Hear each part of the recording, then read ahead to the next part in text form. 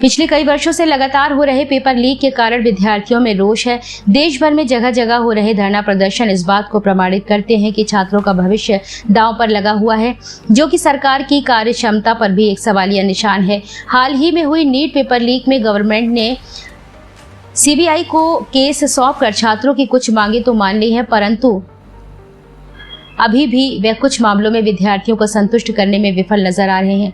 हाल ही में हुए लोकसभा चुनाव में भी इसका असर जीता जागता देखने को मिला है। युवाओं ने इस मुद्दे को वोट देते समय भी ध्यान रखा है। सरकार द्वारा फरवरी 2024 में इस मुद्दे की गंभीरता को भांपते हुए एंटी पेपर लीक कानून बनाया। विपक्ष ने भी पेपर लीक मुद्दे को खुले मंचों से भी बहुत ज्यादा साधा है। जनपद कानपुर नगर में छात्र नेता अभिजीत राय के नेतृत्व में 1 दर्जन से अधिक छात्रों ने शारदा नगर के न्यू लाइट कोचिंग के पास एनटीए के शव रूपी पुतले की अर्थी निकालकर उसे जलाया और एनटीए होश में आओ, भारत माता की जय जैसे नारे लगाए। इसके बाद छात्र नेता द्वारा अपना सर मुड़ाकर यह भी कहा कि यदि सरकार नीट की परीक्षा दोबारा नहीं करती है तो 13 दिन के बाद श्राद्ध भी करेंगे। दहन हुआ है, क्यों ये किया?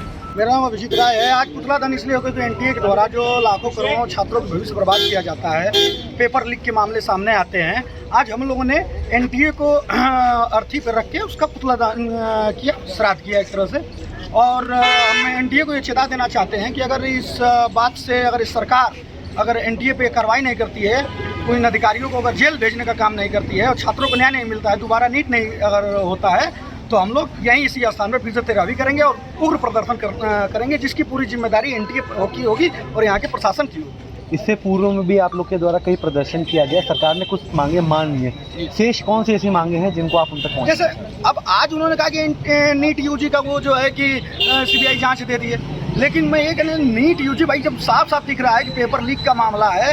अगर अभी यूपी बोर्ड में, सीबीएसई बोर्ड में कोई पेपर लीक होता है तो तुरंत दोबारा कराया जाता है। उसमें सीबीआई जांच की क्या जरूरत है? जब उसमें दिख रहा है कि वहाँ पे उसका पेपर लीक हो रहा है तो उसकी तुरंत वो, जब उसमें ऐसे इतने प्रावधान वो बनाए हैं, छात्र जो है कि मोबाइल लेके गया हो, कहीं रखा हो। अरे भाई, जहाँ छात्र परीक्षा देने जाएगा मोबाइल तो अपनी लेके जाएगा, परीक्षा देने गया हो तब उस पर कोई कार्रवाई, ऐसे ये प्रावधान भी लाए हैं। तो हमें शिक्षा मंत्री को इस पर गहन करना चाहिए और छात्रों को भविष्य के साथ खिलवाड़ करना ये बंद करें। एंटी पेपर लीक कानून जो बना है 2024 में फरवरी में पारित हो गया था, तो आपको क्या लगता है कि क्या ये इसमें हमको ये लगता है कि भाई इतने प्रदर्शन हुए, गवर्नमेंट भी, सरकार भी इसको ध्यान दे रही है और ये पेपर लीक का मामला लाई है कि आज भविष्य में ऐसे पेपर लीक ना हो, इसलिए लाई है। इसका तो हम स्वागत करेंगे कि भविष्य में भी ऐसे ना हो। लेकिन एक नीट का पेपर होता है तो उसमें 16 लाख 20 लाख छात्र बैठते हैं, तो हम 16 और 20 लाख छात्रों के साथ, इसमें से करीब 1 लाख 1.5 लाख लड़के चयन होते हैं, उनका भविष्य के साथ एक